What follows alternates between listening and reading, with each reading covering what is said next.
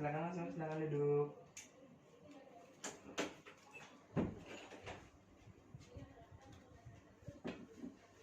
Saudari siapa saya berbicara? Andini Pratama Sanjaya. Baik, biasa dipanggil siapa? Andini. Andini. Saudari Andini, perkenalkan saya Aldi Sanjaya. Saya seorang konselor.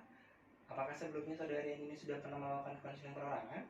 Belum pernah. Belum pernah. Sebelum kita mulai, saya akan menjelaskan lebih dulu apa itu konseling perorangan. Jadi konseling perorangan ini adalah sebuah kegiatan atau layanan yang diberikan dari seorang konselor kepada seorang klien, di mana klien ini adalah Andini, yang tujuannya adalah untuk membantu menyelesaikan permasalahan yang dialami oleh klien. Dan untuk konseling perorangan ini akan dilakukan ada beberapa asas yang memang harus saya patuhi. Yang pertama itu asas kerahasiaan, yaitu adalah asas yaitu adalah sebuah informasi yang Andini sampaikan kepada saya itu semuanya adalah sifatnya rahasia dan saya tidak bisa menyampaikan kepada halayak luas tanpa persetujuan dari Andini. Kemudian yang kedua adalah asas kekinian. Apapun yang memang Andini rasakan sekarang, kalau bisa diinformasikan, jadi yang terupdate disampaikan kepada saya. Yang ketiga itu ada kegiatan. Jadi nanti mungkin kita akan melakukan beberapa kegiatan untuk membantu proses penyelesaian masalahnya. Yang terakhir, untuk asasnya adalah asas kenormatifan. Selama proses ini atau konseling perorangan ini berlangsung, kita harus menjunjung tinggi nilai-nilai normatif seperti berkomunikasi dengan baik, sopan santun dan sebagainya. Seperti itu ya. Bisa dimengerti ya? Iya. Oke. Saat ini kira-kira apa yang sedang Andini rasakan? Saya sedikit tertekan karena kan saya udah kelas 12 dan bentar lagi masuk perguruan tinggi. Tapi saya rasa pembelajaran saya belum efektif dan belum puas dengan apa yang sudah saya dapatkan. Memang cara belajar seperti apa yang memang Andini harapkan untuk mencapai efektif itu sendiri? Yang saya harapkan sih kayak biasanya ke sekolah, ketemu guru, ketemu teman, diskusi, dijelasin sama guru, itu lebih masuk sih ke otak daripada belajar di rumah sendiri. Oke, berarti selain merasakan hal itu, merasakan apa lagi? Saya sekarang lebih susah fokus untuk belajar dan mungkin karena itu ada dampak dari rasa stres saya masuk ke perguruan tinggi, tapi saya rasa saya belum dapat hasil yang maksimal, jadi saya sedikit kurang fokus dan ya gitu, saya jadi. Biasanya apa yang Andini lakukan untuk mengurangi rasa stresnya atau tingkat yang Andini rasakan itu supaya lebih membaik, itu apa yang dilakukan? Kalau saya pribadi sih, kalau untuk stres itu sharing sama teman-teman, sama keluarga. Tapi di situ ada perbedaannya sih di antara sharing sama keluarga sama sharing sama teman-teman. Tapi kalau misalnya untuk lebih nyaman mana, itu yang pasti sharing ke teman-teman, karena kan kalau teman-teman itu kan sama-sama kelas 12, jadi kita bisa tukar pikiran, terus kita juga bisa tukar informasi. Terus itu untuk stresnya, untuk yang masalah keseluruhannya. Tapi kalau misalnya untuk di rumahnya, saya lebih suka baca novel online sih, terus sekalian nonton YouTube, nonton film, itu buat di rumahnya.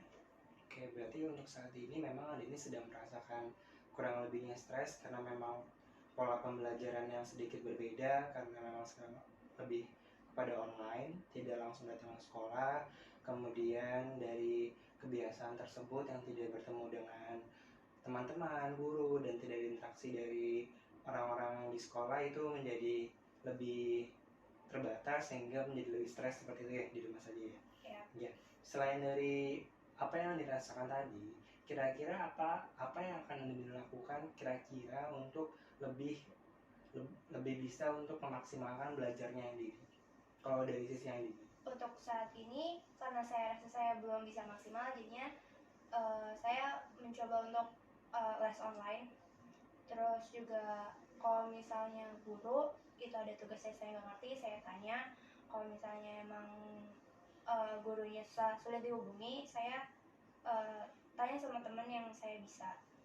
Apakah les online itu membantu?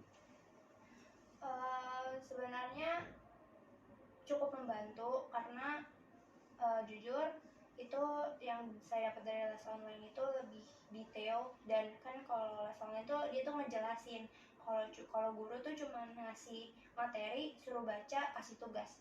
Oke, berarti ada permasalahan juga dari si pihak gurunya sendiri karena memang ada beberapa pelajaran yang tidak dijelaskan dengan detail seperti itu, seperti yang di les seperti itu ya. Yep. Ya, apakah untuk dari pihak Andininya, dari sisi Andini sudah pernah menyampaikan kepada pihak guru untuk kendala tersebut, apakah lebih bisa menjelaskan lebih jelas lagi atau metode yang lainnya menggunakan mungkin suara atau menggunakan voice atau menggunakan video agar lebih dipahami oleh siswa lainnya supaya lebih bisa dipahami, sudah coba disuarakan?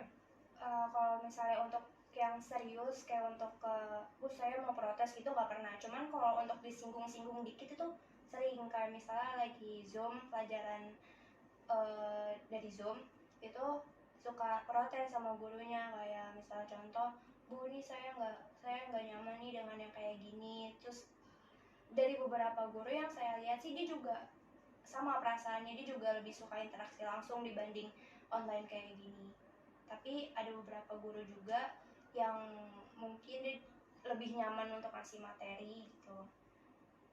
Oke, berarti memang saat ini untuk solusinya sendiri Andin lebih kepada pribadinya sendiri untuk menyerap pelajarannya seperti apa, seperti itu ya.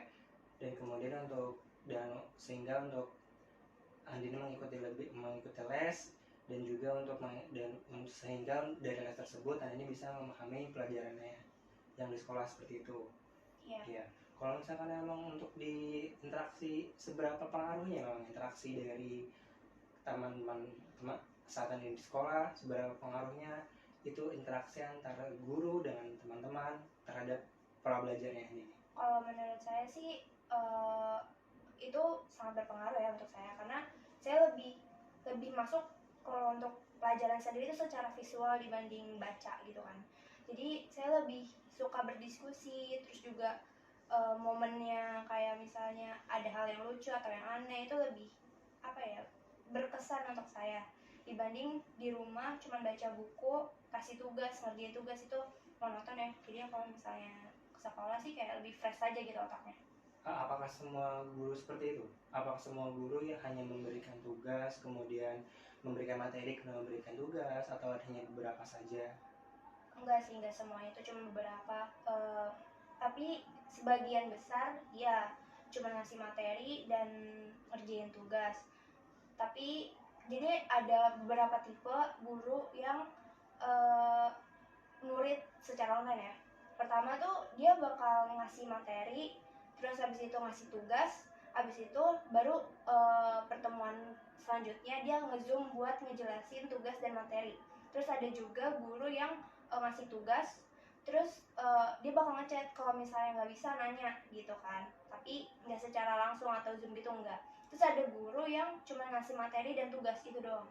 Berarti memang berbagai macam guru yang memang di sekolah Andini atau mata pelajaran yang Andini saat ini kelas 3 lakukan, dan banyak metode-metode dan berbeda-beda setiap gurunya seperti itu. Ya. Dan memang untuk apakah dari yang paling terkendala kira-kira yang memang yang hanya memberikan tugas saja kah, atau memang yang harus diberikan tugas dulu atau kemudian dijelaskan nanti belakangan, atau bagaimana? Sebenarnya kalau untuk yang lebih terganggu itu ada yang dia ngasih tugas, ngasih materi yang jelas ya, itu ngasih materi nggak dijelasin langsung ngasih tugas. Tapi yang lebih buruknya lagi ada guru yang ngasih materi terus ngasih tugas, tapi pas ulangan itu di luar materi dan tugas. Itu lebih mengganggu sih daripada ngasih materi terus tugas gitu dong. Oke, berarti tadi kan dikatakan setelah Andini juga sudah coba menyampaikan beberapa waktu saat Zoom meeting, itu sempat disampaikan kalau misalkan kurang suka dengan metode pembelajarannya. Apakah pernah menyampaikannya dengan cara lain? Mungkin dengan cara chat pribadi atau berdiskusi dengan teman kelasnya untuk minta cara metode pembelajaran yang baru dengan gurunya? Sudah pernah coba? Jujur waktu itu kan saya kan kayak ngasih ngumpulin tugas gitu ke sekolah. Terus kebetulan saya ketemu kepala sekolah. Terus kepala sekolahnya ya nyinggung-nyinggung gitu tentang gimana sekolah di rumah gitu kan. Terus ya saya bilang jujur kalau saya sih terganggu Bu gitu kan. Terus saya nanya kapan Bu mulai aktif kembali gitu kan. Ya secara nggak langsung saya pernah ngomong itu ke kepala sekolah dan wakil kepala sekolah kesiswaan. Tapi saya rasa sih dia juga tahu gitu kondisi kita kayak gimana gitu kan. Jadinya dia kayak oh iya udah diomongin kok gini, tapi emang belum tahu kapan masuknya gitu. Oke, berarti memang saat ini mungkin dari pihak sekolahnya sendiri sedang mencari cara agar untuk siswa-siswanya lebih maksimal lagi bisa memahami materi-materi pelajaran seperti itu ya. Selain mengikuti les, kira-kira dari sisi Andi ini selain tadi mengikuti les, kemudian membaca buku sendiri, kemudian bertanya saat yang memang tidak mengerti, untuk dalam hal interaksi, apakah memang Andi lebih sering berkomunikasi dengan temannya, mungkin itu di luar pelajaran, mungkin belajar bersama bertemu, atau mungkin Zoom di luar dari itu, tidak pernah?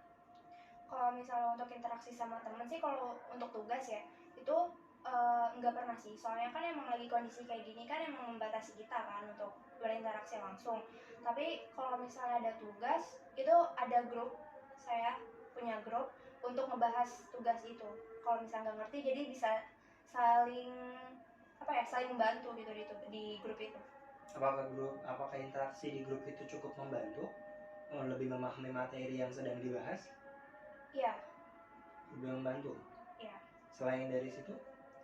Ya kalau misalnya untuk pelajaran sih enggak ya. Tapi kalau misalnya interaksi langsung itu lebih ke bukan belajar, lebih ke masalah gimana sih kelas 12 gitu, kayak sharing kelas 12 bukan tentang pelajaran. Karena kan teman-teman saya kan ada yang dari SMP, ada yang dari SMA. Jadinya kalau untuk datang interaksi secara langsung, dia datang ke rumah itu lebih ke dari teman SMP, karena kita kan dari beda sekolah. Jadinya kita saling tahu kondisi di sekolahnya lagi kayak gimana, jadi kita bisa saling sharing. Tapi kalau untuk pelajaran cukup dari grup untuk saling berinteraksi. Baik, berarti kalau untuk yang interaksi yang tadi yang disampaikan secara langsung itu lebih kepada teman-teman yang beda sekolah, karena memang jatuhnya mungkin silaturahmi, benar begitu ya? Yeah. Dan untuk teman-teman yang satu sekolah lebih kepada Zoom meeting atau mungkin lebih kepada Google Meeting yang memang untuk membahas tentang materi-materi yang sedang dipelajari di kelas Andi ini, seperti itu. Yeah, betul.